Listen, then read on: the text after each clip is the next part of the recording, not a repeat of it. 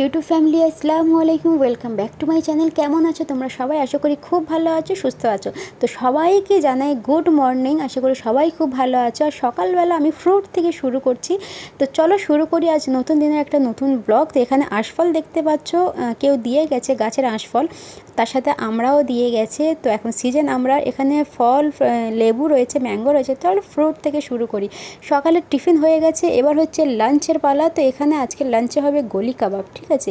এখানে বিফের গলি কাবাব, যেটা অলরেডি মিক্সড করাটা আমার শাশুড়ি করে নিয়েছে, যেটা আমি তোমাদেরকে দেখাতে পারিনি। তো এর রেসিপিটা তোমাদের সাথে দেখাতে পারিনি, মানে মিক্সড করাটা দেখাতে পারিনি, কিন্তু রেসিপিটা তোমাদের সাথে শেয়ার করব। তো অনেক দিন পর আজকে আমি দুপুরের লাঞ্চ তোমাদের সাথে শেয়ার করব। আর দেখতে কতটা সুন্দর লাগছে তোমরা দেখতে পাচ্ছ।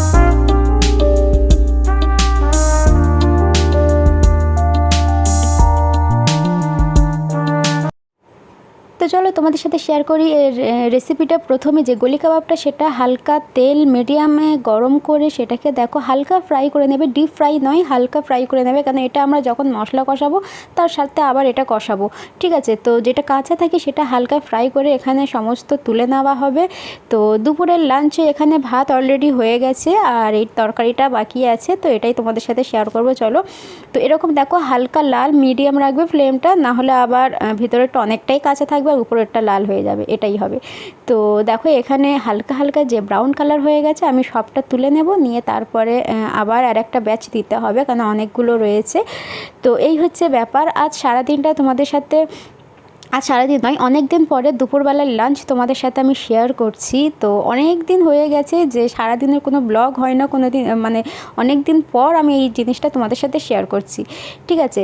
আর ভিডিওটা ভালো লাগলে অবশ্যই শেয়ার করো, লাইক করো, সাবস্ক্রাইব করো, তোমরা তো পাশেই থাকছো না। তো এখানে দেখো আরেকটা ব্যাচ যা ছিল সবই ঢেলে দিয়েছি। তো চলো এই তেলের মধ্যে একটু দেখো এলাচ, একটু দারচিনি, এইসবের যেসব গোটা মশলা থাকে একটা কি দুটো করে ফেলে দিয়েছি। তো একটু ফোড়নের জন্য, একটু স্মেলটা একটু ভালো আসবে আর কি। এই তেলটা ভাবছে যে এরকম এরকম নয়, মানে মশলা কষাতে কষাতে তেলটা ঠিক হয়ে যাবে।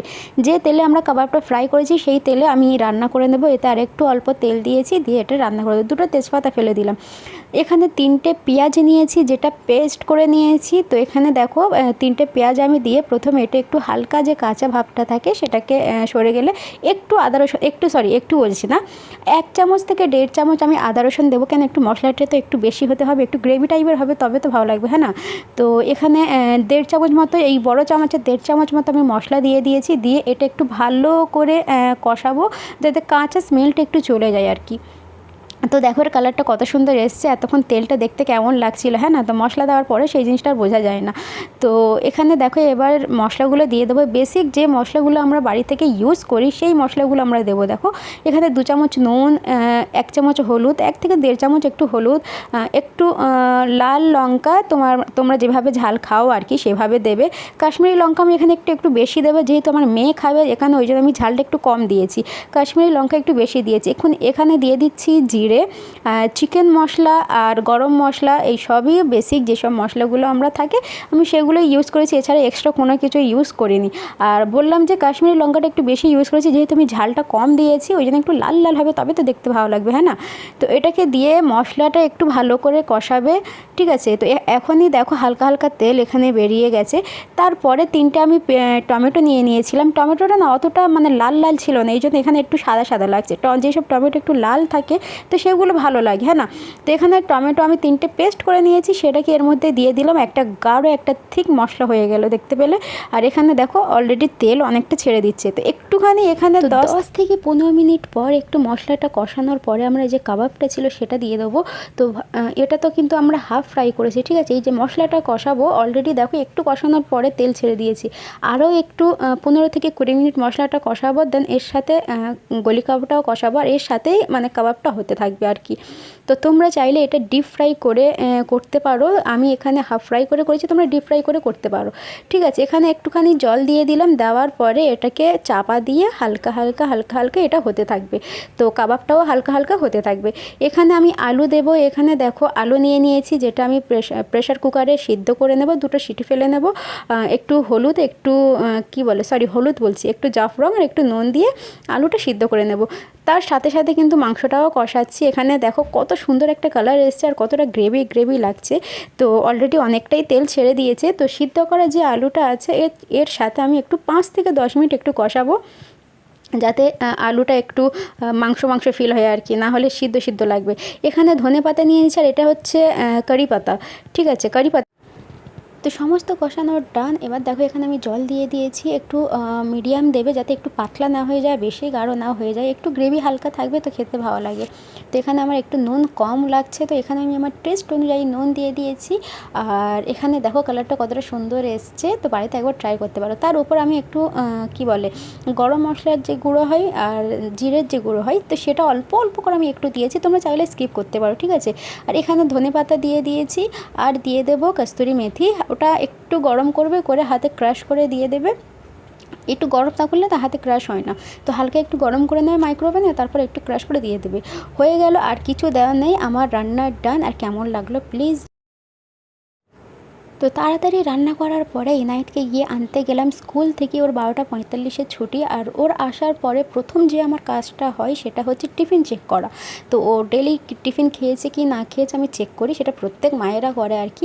তার সাথে সঙ্গে সঙ্গে একটু কপিগুলোও চেক করি যে কী করেছে না করেছে, যতই কাজ থাকুক না কেন একটু অভ্যাস হয়ে গেছে, সঙ্গে সঙ্গে একটু বই খাতা বের করলাম, হয়ে গেল। তো এবার জানাই গুড ইভিনিং। এখন সন্ধ্যা হয়ে গেছে। সন্ধ্যা তো আমাদের বাড়ি থেকে চা থেকে শুরু হয়। আমার যারা পুরানো সাবস্ক্রাইবার রয়েছে তারা তো জানো, সকাল আর সন্ধ্যা আমাদের বাড়িতে চা থেকে শুরু হয়। তো এখানে আমি একটু 2 কি 3টে এলাচ ফেলে দিয়েছি। তোমাদের একটু চা করাই আমি দেখায়, চলো। জানি সবাই এইভাবে করে, তো আমিও যেভাবে করি সেটা তোমাদের সাথে শেয়ার করছি। এখানে চা যখন ফুটে ওঠে, সরি চা বলছি, দুধ যখন ফুটে ওঠে, তারপরে একটুখানি জল দিয়েছি। দেওয়ার পরে একটু টেস্ট অনুযায়ী চিনি। চা এমন ভাবছি যে কেউ হয়তো চা পারে না, তা নয়।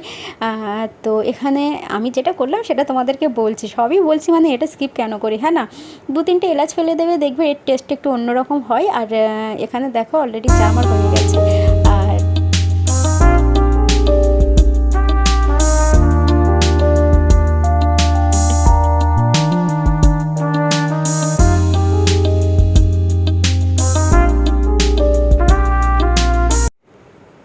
তো সব কাজ করার পরে সন্ধ্যার পরে ইনায়েতকে নিয়ে আমার পড়তে বসতে হবে। ও 2 ঘন্টা কি 1 ঘন্টার পড়াতে হবে, ওর হোমওয়ার্কগুলোও তো কমপ্লিট করাতে হবে। তো তার সাথে তোমার সাথে কিছু শেয়ার করি। দেখো ইনায়েতের স্কুল থেকে প্রজেক্ট চেয়েছে, তো কালার্স নেম, নাম্বারস নেম, এইসবের প্রজেক্ট।